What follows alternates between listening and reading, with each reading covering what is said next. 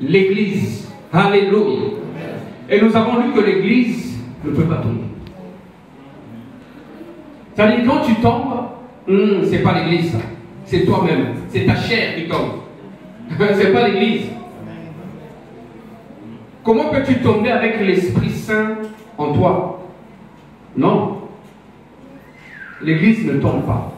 L'église ne sera jamais détruite. L'église sera enlevée. Est-ce que quelqu'un peut acclamer le Seigneur? Alléluia. Comme l'église sera enlevée, alors Jésus-Christ, quand il va revenir, il ne va pas enlever ce bâtiment. Alors ici, je ne vous parle pas de ce bâtiment. Je parle de vous. C'est-à-dire que vous serez enlevés. Alléluia. Donc vous avez intérêt aujourd'hui à aimer Dieu, à repousser les choses du monde, les choses mauvaises du monde, parce qu'il y a des choses qui sont bien, les choses mauvaises du monde. Quand je mange les bananes pesées, c'est très bon. Donc, repoussez les choses mauvaises du monde et consacrez-vous pour que le Seigneur puisse confirmer votre appel. Alléluia. Dieu ne peut pas utiliser des gens, écrivez, Dieu ne peut pas utiliser des gens qui vacillent de gauche à droite. Retenez bien cela. Dieu ne peut pas utiliser des gens qui vacillent de gauche à droite, qui ne sont pas stables dans leur marche. Alors, Dieu, la Bible dit, il y a un mot immuable. Tout le monde est immuable. Voilà. C'est-à-dire, Dieu ne change pas. Dieu est stable. C'est-à-dire, quand tu marches avec Dieu, Dieu cherche d'abord ta stabilité. Vous comprenez? Donc, Dieu cherche d'abord ta stabilité. Une fois que tu es stable, après, il pourra t'utiliser. Parce que si tu n'es pas stable, comment pourrais-tu stabiliser les autres? C'est contradictoire, c'est pas possible. Donc, vous êtes en train vous-même de freiner votre appel. Ce n'est ni Paul, ni Pierre, ni Jacques, ni le pasteur. C'est vous-même. Je répète encore, même le pasteur ne pourra rien faire si Dieu confirme votre appel. Même le pasteur ne pourra rien faire. Parce que vous êtes dans la sanctification, de la purification et dans le respect de la parole de Dieu. Un exemple maintenant concret. Si aujourd'hui on prie, il y a quelqu'un qui est paralysé, qui est là. Moi, je suis en train de prier avec quelqu'un ici. Frère Antonio va là-bas, il impose la main et Dieu le guérit instantanément. Vous pensez que moi, demain, je dis à Frère Antonio, arrête de prier avec les gens? Ah, je sauterai de joie, ah, waouh, il a un don de guérison. Je vais encore l'utiliser plus. Voilà comment ça fonctionne. Vous prenez le micro, vous chantez. Il y a une onction qui se dégage. Il y a quelqu'un qui était venu ces jours-là, qui avait tellement de problèmes, et commence à pleurer. Les larmes coulent. Ah, ma soeur, quand tu chantais, il y avait tellement de présence de Dieu. Et je me sens bien. Et tu penses que je vais dire à cette personne-là d'arrêter de chanter? Mais non. Je lui dis, continue. Prie encore plus. Parce que Dieu t'utilise. Alléluia.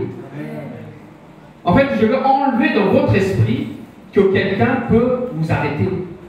Non, non, non, non, l'homme ne peut pas arrêter Dieu. Non. Combien de fois on a essayé? Ils ont, bon, les docteurs de la loi, ils avaient tout, hein. Ils avaient les belles robes, ils avaient un grand temple, ils avaient le fouet, ils avaient l'autorité d'emprisonner tout. Mais est-ce que ils avaient la force, le pouvoir, l'autorité d'arrêter Pierre après la chambre haute? Non. Ils les ont mis en prison, ils sont sortis. Ils ont prêché Jésus-Christ. Personne ne peut arrêter quelqu'un que Dieu a appelé. Personne. Personne. Même les Romains n'ont pas pu arrêter les disciples. Parce que leur vase était rempli du Saint-Esprit. Amen. Alléluia. Amen. Alléluia. Amen. Cherche la présence de Dieu. Que ton vase soit rempli. Ne cherche pas à savoir mais pourquoi l'autre brille. Cherche plutôt comment je dois me sanctifier. Amen. Alléluia. Parce que quand on regarde comment l'autre brille, peut-être, oui, peut-être que non, tu vas commencer à convoiter. Je ne sais pas. Mais si toi tu cherches ta sanctification pour que tu sois utile, et tu vas voir que tu ne vas même pas regarder l'autre. Seigneur, aide-moi à comprendre ces choses. Alléluia, on acclame encore Jésus-Christ très fort. Alléluia. Amen. Vous prêtez avec moi et je vais aller encore plus loin. Nous devons savoir que Dieu ne peut pas utiliser des vases sales. Même vous-même, même vous. Quand il y a un vase qui est sale, qu'est-ce que vous faites? Vous le nettoyez. C'est pareil avec Dieu. Dieu, avant d'utiliser un vase, Dieu le nettoie d'abord. Il nettoie très bien, astique bien, il faut que ça brille bien propre. Après, il utilise le vase. C'est tout un travail. Dieu est saint. Notre Dieu est saint. Et Dieu veut utiliser les chrétiens qui se sont sanctifiés. Voilà le secret. Une fois que vous êtes sanctifiés, automatiquement, Dieu vous utilise. Un vase d'honneur, c'est quelqu'un qui sait s'écarter des mauvaises choses.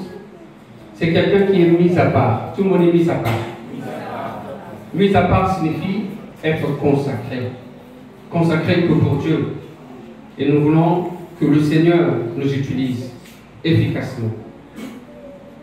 Alors, il y a ici 4 révélations pour un vase.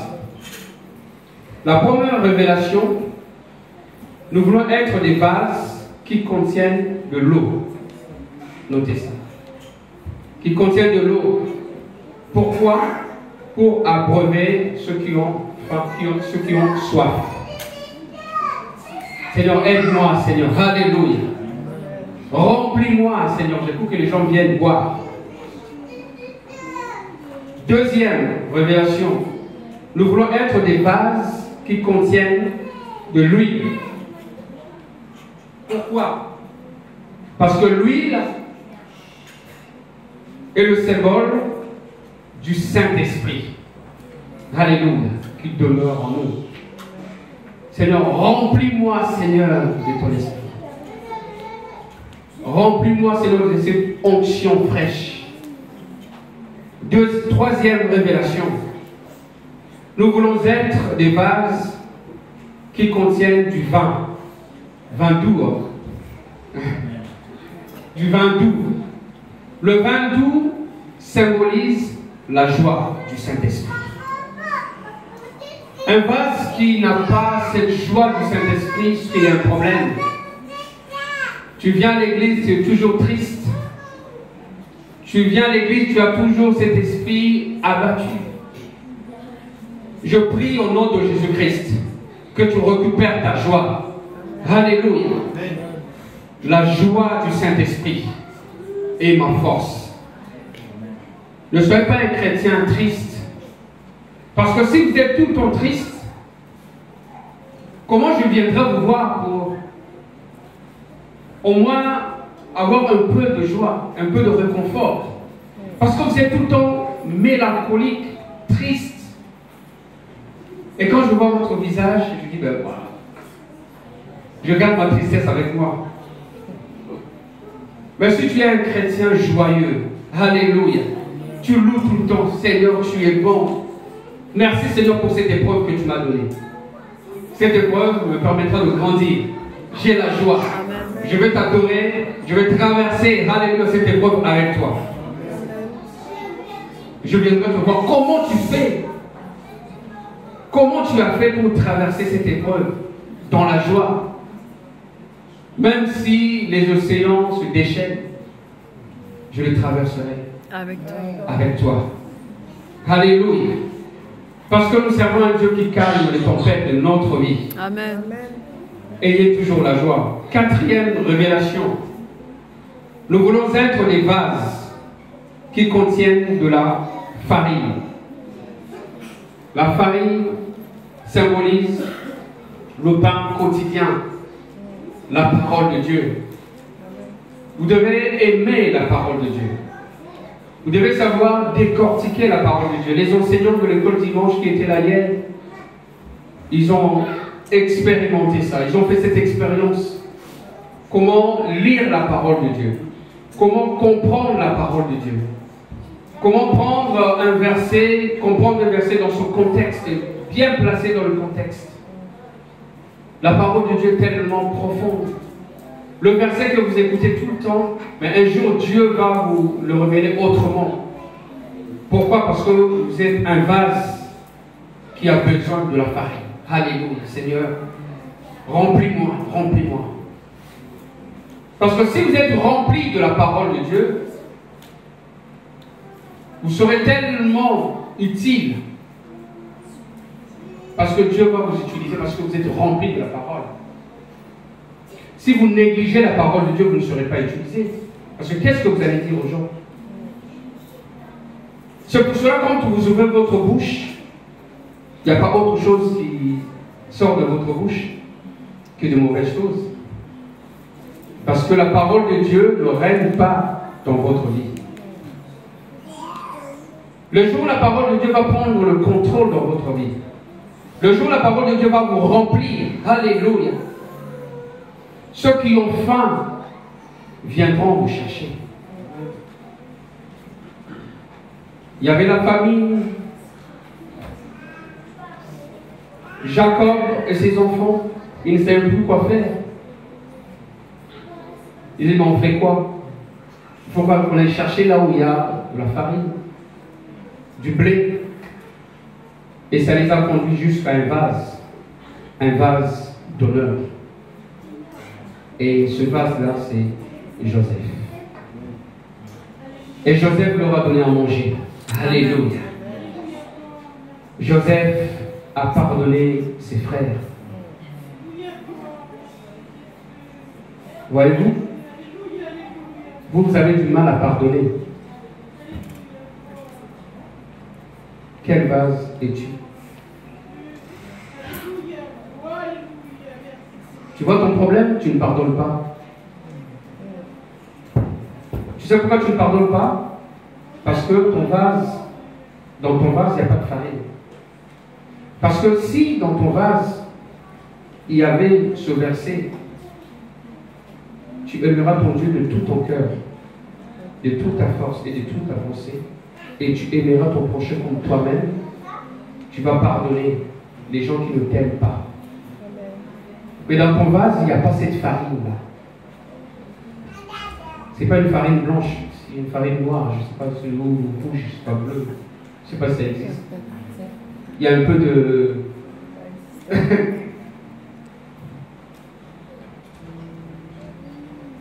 Cherchez à être rempli de Dieu. Alléluia. Et quand vous allez ouvrir votre bouche, c'est Dieu qui parle. Alléluia. On n'avait pas vu dans la Bible que Dieu a dit à Moïse, pour un temps, pour une mission, il a dit à Moïse, je te fais Dieu devant Pharaon. Pourquoi? Parce qu'à ce moment-là, Moïse était rempli de la farine.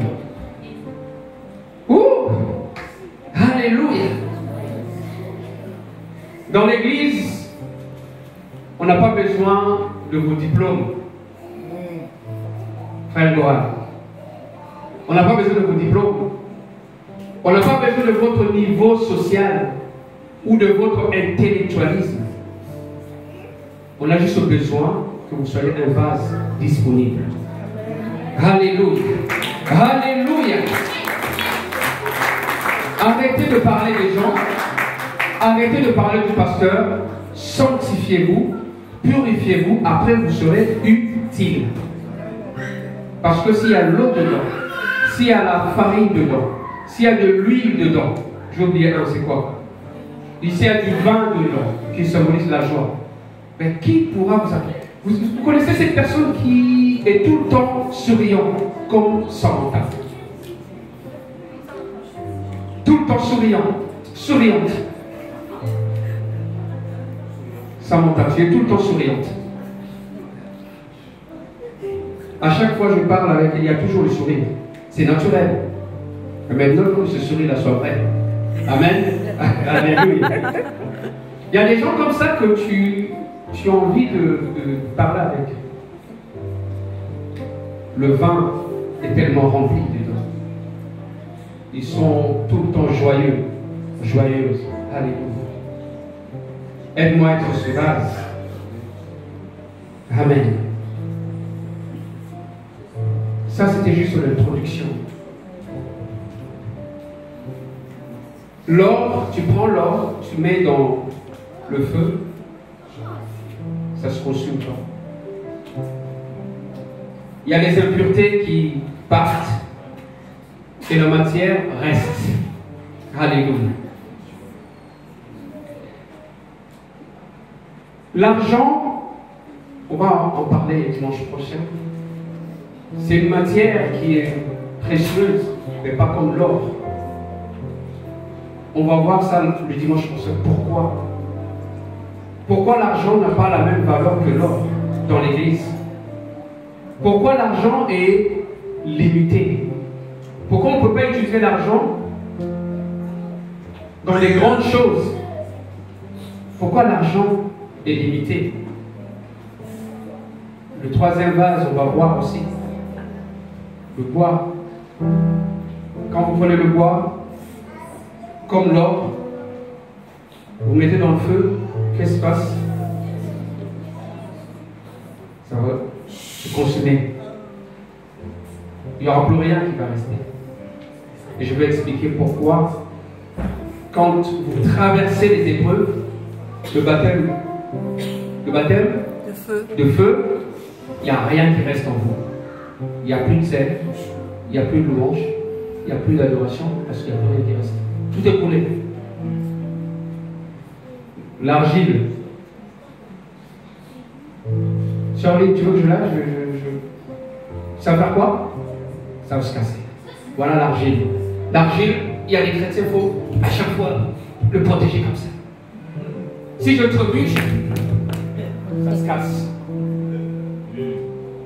Je vais vous expliquer comment certains chrétiens, il faut toujours les protéger. La Bible dit que ces 4 vases sont dans l'église. Vous qui êtes les vases d'honneur, prenez soin des vases de terre. Ne les jugez pas. Vous jugez trop les gens parce que vous êtes tellement hauts. Voilà votre problème. Vous ne comprenez pas que dans l'église, il y a 4 vases.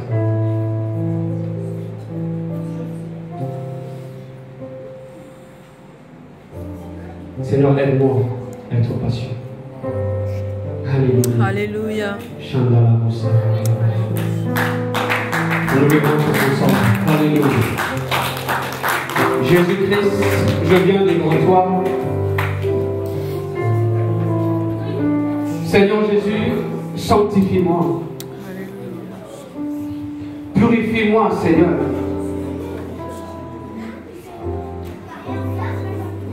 Je comprends, Seigneur, aujourd'hui l'importance de mon appel. Je comprends aujourd'hui, Seigneur Jésus-Christ, que tu veux m'utiliser. Seigneur, je veux disposer pour cela. Je vais m'éloigner, Seigneur, de tout ce qui n'est pas de toi. Viens faire ton œuvre dans ma vie. On lève tous nos voix. Parle au Seigneur. Parle au Seigneur. Alléluia. Parle au Seigneur. Parle au Seigneur.